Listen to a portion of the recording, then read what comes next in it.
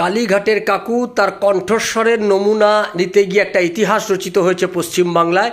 কার্যত নাস্তানুবুদ করে ছেড়ে দিয়েছিল ইডিকে তার কণ্ঠস্বরের নমুনা সংগ্রহ করার ক্ষেত্রে।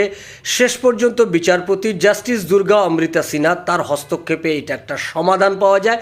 কালীঘাটের কাকুর কণ্ঠস্বরের নমুনা নিতে পারে ইডি। এবার সিবিআই তারাও কালীঘাটের কাকুর কণ্ঠস্বরের নমুনা নিতে চায়, কারণ আমরা এর আগে বলেছি ইডি তার কণ্ঠস্বরের নমুনা সংগ্রহ করে এটা প্রমাণ করা গেছে বলে খবর পাওয়া যাচ্ছে যে কালীঘাটের কাকু কার কার কাছ থেকে কত টাকা নিয়েছে তার একটা সূত্র পাওয়া যাচ্ছে ওই নমুনা থেকে। সিবিআই যে কণ্ঠস্বরের নমুনা পেয়েছে সেখান থেকে প্রমাণিত হবে যদি এটা কালীঘাটের কাকুর কণ্ঠস্বর হয়, তাহলে কালীঘাটের কাকু তিনি কাকে কত টাকা দিয়েছেন সেটার একটা প্রমাণ হয়ে যাবে।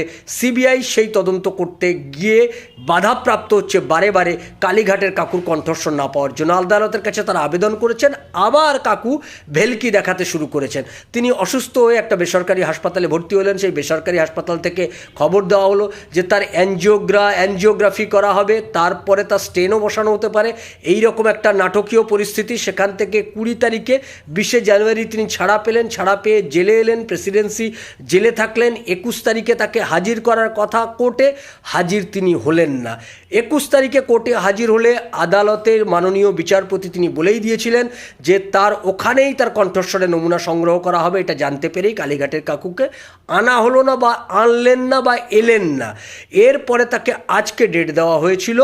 আজকে তার ডেট ছিল যে আজকে তিনি আসবেন, তিনি এসে আদালতে উপস্থিত হবেন এবং উপস্থিত হয়ে তিনি আজকে সিবিআই তার কণ্ঠস্বরের নমুনা সংগ্রহ করবে।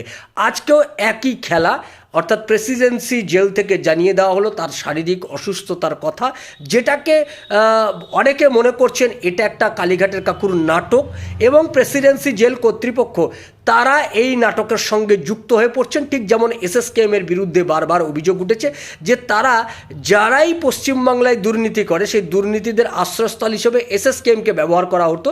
এই যে রাজ্যের বিভিন্ন জেলগুলো রয়েছে, এই জেলগুলোতে যেহেতু কার্যত সরকারি, এগুলো রাজ্য সরকার পরিচালনা করে এই জেলগুলোকে, সেই কারণে জেলের যারা পরিচালনার দায়িত্বে রয়েছেন, পুলিশ ফোর্স থেকে শুরু করে যারা জেলের আধিকারিকরা রয়েছেন, তারা মমতা ব্যানার্জির অঙ্গুলি হলেই চলেন, এবং তৃণমূল কংগ্রেসের থেকে সরকারের পক্ষ থেকে যেরকম ইনস্ট্রাকশন দেয় জেল কর্তৃপক্ষ সেইভাবেই কথা বলেন বলে মনে করা হয়।